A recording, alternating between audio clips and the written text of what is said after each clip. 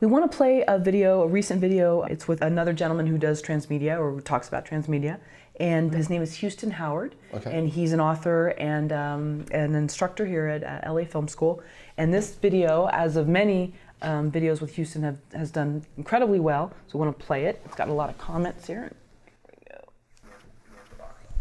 So all that to get back to saying, if you're the small independent producer that has a low budget, you have to figure out a way to compete. You have to figure out a way to survive, to thrive, to exist in this market, and it's tough to outpunch everybody. You can't overpower Star Wars, you can't overpower Fortnite or any of these other things. Now you have to be craftier. Right? So you can't just inundate the world with marketing, with posters, with trailers. You can't buy TV spots.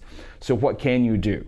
And so if you have a good idea, if you have a good story, and you're a great storyteller, now there's all these really interesting tools that we can use to now send your story out and capture the attention of the audience. Right? And so it's not necessarily about putting one fishing lure out there. Now that we have so many tools, we can have 10 or 12 fishing lures out there simultaneously fishing in 12 different ponds all the time looking for audience.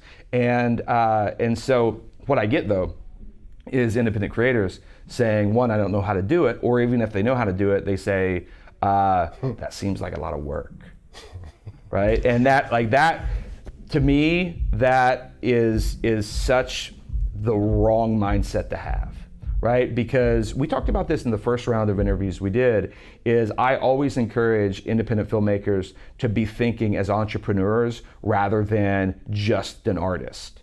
And because when you're creating IP, when you're creating, when you're launching a film, you're launching a small business. You're setting up an LLC, you're staffing it with a crew, and you're creating something. And you have to think of yourself just like the guy who's opening the coffee shop, or the woman that's opening the pizza shop, or the family that's opening the candle store down the street. You have to have that same mentality. And so if you understand the amount of hours and hard work it is to launch your own business, then independent filmmakers understand it in context of a film. They're fine with spending 18 hours a day on a film set for 12 straight days. That's fine because they think that's just within the context of what they do. But now it's broadened to where now you have to learn how to broaden the scope of that, to have a more skill sets at your disposal in order to compete in this crazy market. So as a pizza shop owner can't say, well, I love to make pizza, that's my thing. I'm not going to worry about the bookkeeping because, who cares about that? Or I'm not going to worry about, the front of the house. I'm not going to worry about these other things. All I'm going to do is make my pizza. The business owner, the chef may, but the business owner has to concern themselves with everything. They have to know the full scope of everything, and they have to be able to put in the hours and the work to be able to figure that stuff out if they want a successful business. And even when they do that, most small businesses fail, and they fail primarily either because of lack of quality or they don't figure those other things out, right? They can't figure out how to compete. And so it's such an audacious thing to say you want to be a filmmaker for the rest of your life. This is your dream, and what you want to do is you want to live your life professionally making movies for the rest of your life. That is such a first world crazy dream to have, which is an awesome dream. That if it's in your heart, 100% go for it. But you have to understand how rare that is and how audacious that is. And the big disconnect with especially independent filmmakers is they have this audacious dream of how they want to live the rest of their life, just making the movie, like their own movies, and that's their job forever. They have this audacious dream, but at the same time don't want to go the same audacious route to be able to put in the work to learn all the stuff you need to do to compete to make that happen, right? And what they say to me is they say, well, Tarantino didn't do that, right? I mean, Tarantino broke in, like, Beyonce doesn't do this, or like, they point to these people that, one, broke in a different era, first of all. Like we talk about how fast things change now. Like things have changed from 2019, like 2015 to 2019, completely different. Let alone when Tarantino broke in the mid 90s, right? Like it's not the same world, it's not the same thing.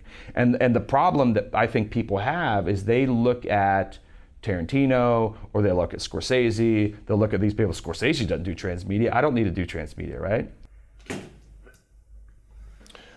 Wow, okay, so I think he read my blog post about independent filmmaking as a startup. I literally paralleled how startup companies, how filmmaking is a lot like startup culture, where you've got a bootstrap and everything else. I disagree with the idea of Beyonce, because Beyonce busted her butt since she was a kid, working hard at what she was doing. Tarantino had somebody that believed in him and funded him, and also because he was so eccentric.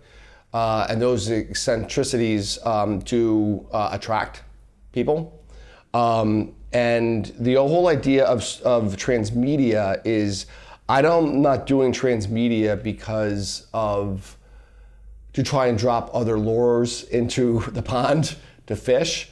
I do it because it's innate to my storytelling. I create transmedia projects, which I call scene experiences, because I want to build out story worlds. I want to tell a different point of view, a different part of the story in a different way. I do, it's interesting. He has a lot of different things that I talk about all the time. Like, I think students in film schools need to take a programming class, CS classes, and they also need to take a class in marketing, a class in accounting, and a class in law. Those are all things that I do a lot of, almost on a daily basis. And I think that film schools are improperly educating their students for what it's really like out there. It's interesting because he also talks about building out audiences and doing different things, but I firmly believe that it's actually audience building early on, and you take that audience through a series of events, not necessarily like trying to pick out different elements and hoping you're gonna find audience. I want to take audiences along for a ride. I don't necessarily want them just to be entertained by this little thing and this little thing over there. I just have a different business model.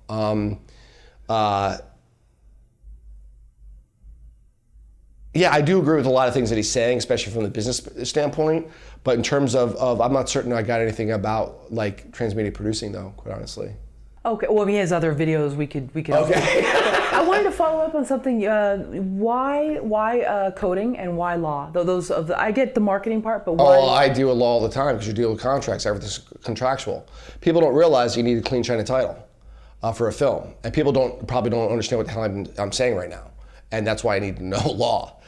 Is because if you're selling a property, you need to literally make sure that you have a clear chain of title. When you have a film property, it's an IP, just like you have a piece of real estate, right? That's property, right? And so you need to basically make sure you have your copyrights in place. You have to make sure that you did a title check. You have to make sure all these sorts of things, so you can then, if you end up selling your film to a distributor, you have a clean chain of title. But law, like your contracts, your music contracts, your actor, deal memos, like there's so much law I deal with, it's insane. I mean, I do have attorneys, not to say that I'm my only attorney, I'm not saying that at all. But then with coding, because we've become such a, film and technology are merging so quickly that I think there's a lot of opportunity lost if people don't understand what coding is and how it does. Like, I can't code myself. When I was younger, I knew more coding. I do understand the concepts, I understand UX, I understand all these sorts of things, and I can literally articulate what I want a coder to do and what I want to achieve, and I know enough about it to get myself in trouble. But like CS is so important now because you have stories that can be told through apps. It's another device you can use as a storytelling tool. And that's kind of like why I say, CS. I think when he was talking about Tarantino and Beyonce, I guess he was trying to say, and maybe it's the point of where we started the video, that most filmmakers already think, some filmmakers think right out of the gate that they are at that level. That's the arrogance. Okay, so yeah, I think he was trying to say that people aren't that yet. If we've played it further, yeah. So just as a caveat or whatever. But so I think that going back, you're right. Everyone thinks that, well, my esoteric idea is just totally different, and they're going to come to me. I don't need to go to them, kind of thing. And so no, it's funny because I agree with him with that. It's a matter of you have to look at this as a business. Each one of your films is a new business. And the one thing is like I don't necessarily sell my films. I license them, but I don't sell them, so I still own all the rights to all my projects. You've never sold one? We sold one. It's the only film we didn't make money on. So you sold it to a distributor. Did you do sort of due diligence? Did you research the distributor, make sure? The other producers went against what I wanted. I was straight up and so forth, and it just is what it is. I don't know how else to explain it. Sure. Just a business decision that they made. They had more skin in the game than I did. But yeah, it's just one of those things. So I look at it as a long game, just like how these different sorts of distributors own all this content, and that's what gives them wealth or value. It's the same sort of thing with iDream Machine. It's like we own a bunch of content that eventually I could sell off if I wanted to, but I retain all the rights to all my stuff. You learned from that initial experience, even though you didn't have the stake in the decision, that no more distribution deals, you'll license it, but you're going to ultimately own it. Was that the final sort of verdict? Yeah. It's I don't know how to explain it. I've never been short-sighted, I guess. I've always looked at it as a long view. Have I wished that I've made millions of dollars on my projects? Absolutely. But at the same time, I still have a career and I've been doing this for 20 years. So there's something that I'm doing right, but I got to tell you, it's all because of the business acumen that I have. It's also my creative too. I shouldn't discount my creative because I do some crazy stuff. And I'm a natural born promoter, I think, as well. But it's interesting is because the reason that I got really deeper into transmedia was because I realized that the audiences were fragmenting, meaning that for me to reach an audience, I couldn't just have a feature film that went into theaters. I had to create stories that people could also view on their mobile devices. I wanted to create a way that people could use the different screens, and I wanted to tell a different part of the story on each of those screens. When I was releasing In Search Of, the entire industry fell apart. All the distributors went to hell. The stock market crashed, everything else, and so I had to kind of pick up the pieces. And it was a very expensive film to make. In Search Of was, and so I had to figure out how I was going to make money, and that's why I was an early adopter to all these digital platforms and so forth. So I came to transmedia. One is I've been doing it, I think, all my life, and the term never was coined. Henry Jenkins at MIT was the person that coined the term transmedia. But as I said, I'm getting away from that term. I'm calling it a cine experience because I also do live events and everything else around it as well, which also generates more capital. So for instance, what we're doing is with the WTYT 960, the radio station that we created for the project, is we then hold live events with the bands. So we obviously charge admission, we pay the bands, we have a great time. But that's yet another revenue stream that we've created. What do you think people get wrong about transmedia? What do most filmmakers fail at? Well, I got to tell you, I debate some very big people in the transmedia space, and they are arms of marketing. They're generally brought in after the fact, after the property's been made, to actually help market the film, where the way that I do it, it's built into the story DNA early on. And it's interesting because I've had ad agencies that have come to me to create transmedia elements around a given property, and I can do it pretty quickly. Just because, again, my family background, I can't escape that because I just was raised a different way. That this is built into my vision. This is built into how I create. In all my films, I've done this, and it's just really weird that and I know what works and doesn't work. The biggest thing is you can't create a lot of friction for your audience. A lot of transmedia producers, they want to do this, they want to do that. No, wouldn't this be cool? Oh, we should do that. The problem is the more friction that you create for your audience, the less audience you're going to have. So you have to kind of be open and also lessen the suspension of belief. The more real you can make something, the easier it is for your audience to actually believe in it and want to participate in all the content. For instance, if you do a sci-fi project, transmedia project, you have to suspend belief before you even start to play with the elements of the creation, right? Because it's sci-fi, it's not real, right? And so, so you have to suspend belief, but then all of a sudden you put these hurdles in place that people have to go to X, Y, and Z, and then do this and do that to be able to, get the content. You're asking a lot of your audience. And I know for a fact, because I've done this, we have case studies behind it and things, that you have to create the least amount of friction possible for your audience, for them to buy into it. Like, people when they go to our shows don't realize they're stepping into my film world. It's kind of cool, but they still don't get it until they're there for a bit.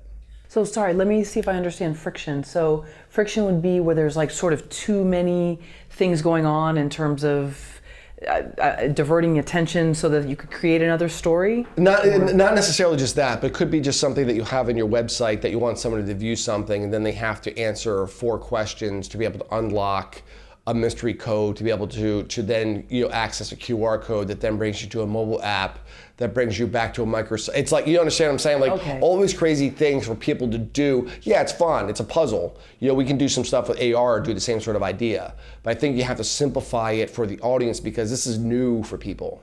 That's the big thing. And so the thing is, it's like, but people have to be willing to, you have to make content so compelling that they want to see the other parts of it though too, to be successful. So like with Billboard, people are seeing the film and then they are downloading the web series. Again, listen to my audience, is like we originally had 28 episodes of the web series that range anywhere from 90 seconds to 7 minutes. Realized that the UX was cumbersome for the viewers. UX meaning user interface was too cumbersome for the viewers that I had to listen to them, and I collapsed them down and made 9 longer ones. Again, it's me not being arrogant because of I had to listen to my audience. I'm confident in my content. I'm not afraid to do that because I can do it. But at the same time, it's a matter of I realized that I created friction for my audience to be able to enjoy that content that we've created.